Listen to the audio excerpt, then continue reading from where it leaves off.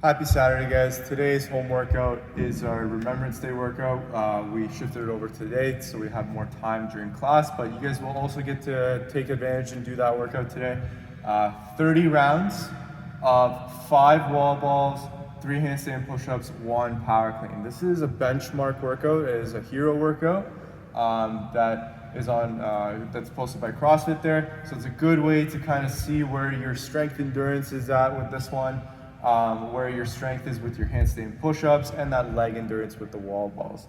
30 rounds of this, guys, may seem like a lot, but again, you want to think of finding a pace that feels comfortable for you and being as consistent as possible throughout all 30 rounds. This is also a mental workout as well, so it will get kind of redundant after each round. You're kind of going so many rounds, especially around the 20 round mark, I find. So really try to stick with it. Stick to your plan, focus on that good transition, get your breath in between. Ideally, you want to finish a round per minute here to finish within 30 minutes. But again, remember at home, you don't want to cap yourself. Try to finish all the rounds today, especially since it's a benchmark workout. With the movements, wall balls, if you don't have a med ball at home, again, find any ball that you feel comfortable throwing against the wall there. Handstand push-ups can be done feet off a box or dive bombers, any kind of progressions you've been using as a scaling option you can do. Power clean will be the challenging one today to scale with, so it's supposed to be heavy.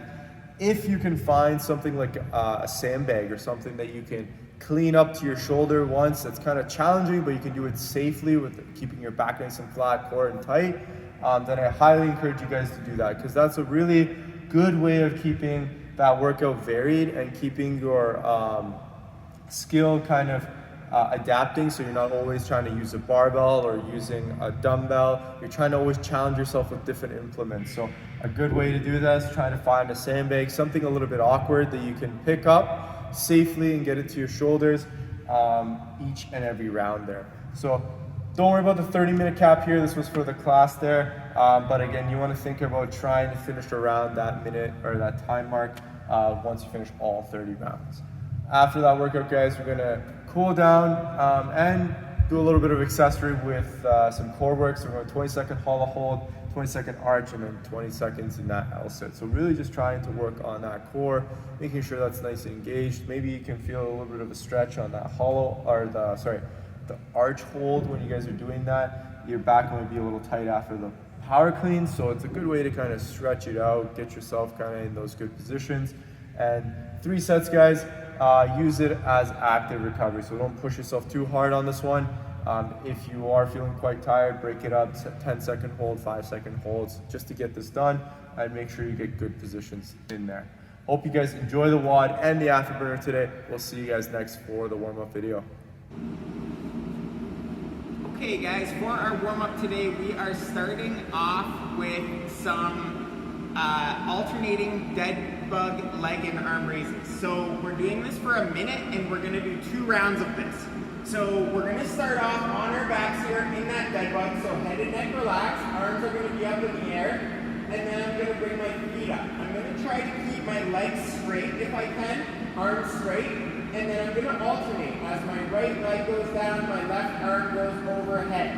Never go too low where you start to overarch that back. You want that low back pressed into the floor the whole time. So we're again just switching from one side to the other. Notice how I'm doing this slow and controlled. I always find controlling this movement to be more beneficial, especially since we're just warming up that core. You're gonna do that for a minute, take a little break, and then you're gonna go for another minute. After you're done that, you're gonna go for 3 rounds, starting off with some bent over rows.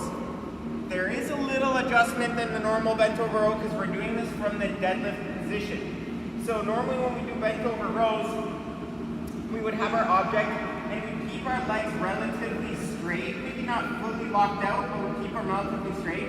From here, we actually want to be in a deadlift position. So my shoulders are going to be just a little bit ahead of the object, my shins are going to be straight in the air, and of course my back is going to be flat.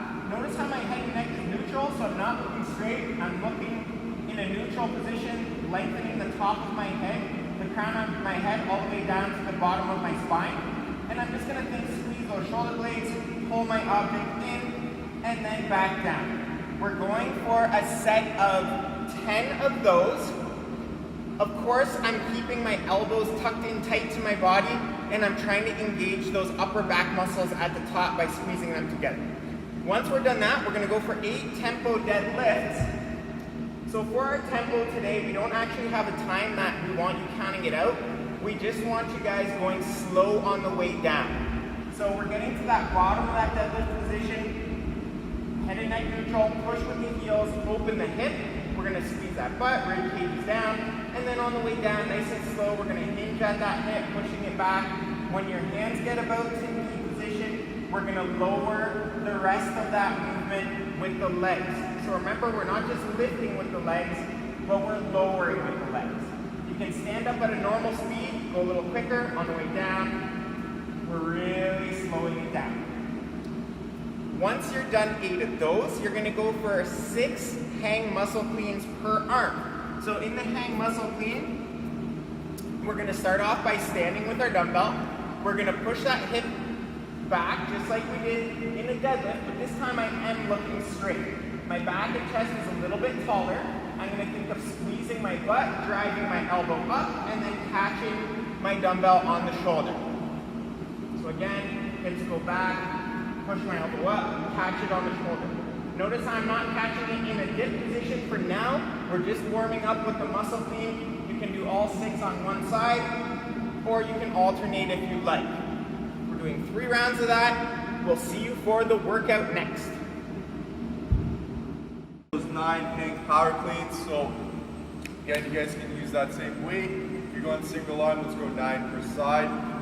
Or if you have a barbell, just go 9 total as prescribed. For those hang power cleans, guys, we're gonna bend over at the hips, kind of like that bent over row position. From here, we're gonna drive through the legs nice and hard.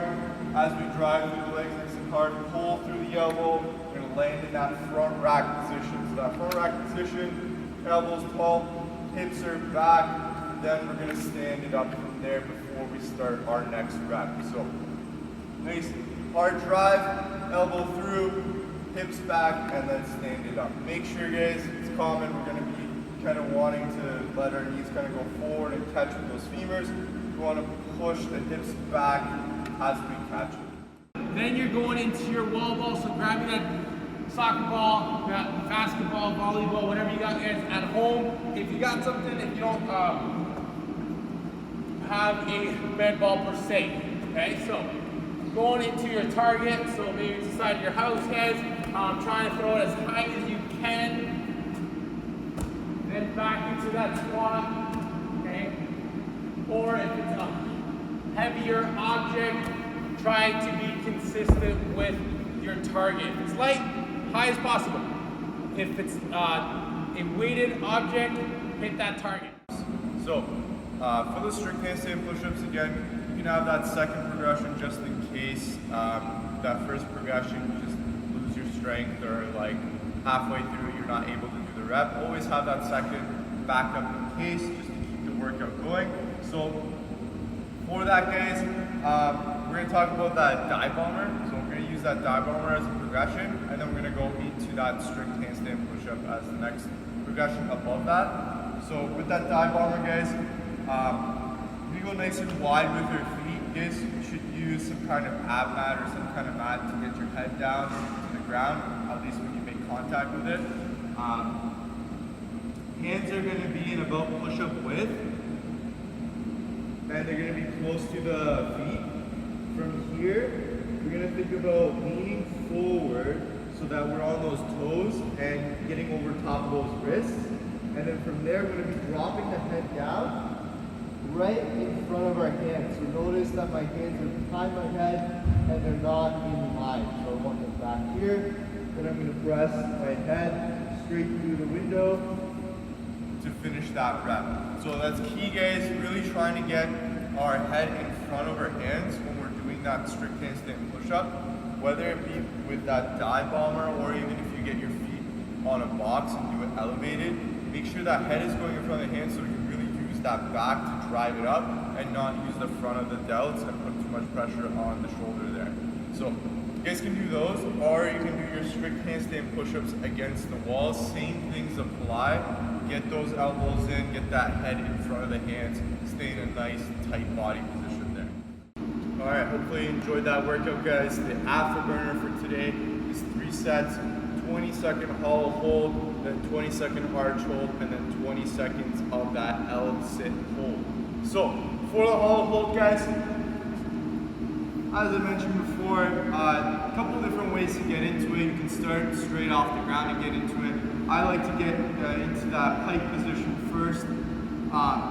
Tighten my core so I feel engagement in my lower abs and my rib cage is pulled down. Legs are tightened together so I'm pushing them inwards and pointing them out as much as I can. Then I'm going to rock back, keeping that upper back off the ground, legs off the ground, hands can be on my side or just overhead.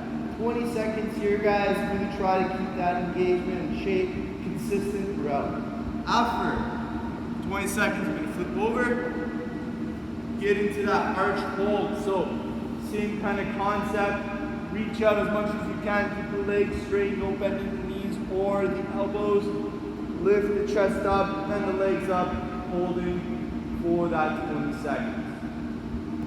Once you're done, we're getting into that L-sit hold. Now, with the L-sit, if you're comfortable, you guys can go off of an object to kind of lift you up off the ground. I'm going to show you guys kind of a basic scaling variation if you don't have any equipment to use for this, or you're still kind of building up that L-sit position. So we're going to work from that pike position today.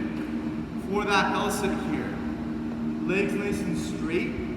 With the hands, you can play around with how difficult you want to make it. You can be right by your side or right out in front of you. You're going to keep the legs together, lift the legs up, and hold that for the 20 seconds. Again, you're achieving that L-sit position, and again, really working on those lower abs to start building you towards a full L-sit. So you guys can totally use that today as your progression, or if you like, get your hands a little bit closer to your feet to make it a little bit more challenging. Hope you guys enjoy the afterburner. We'll see you tomorrow for the next workout.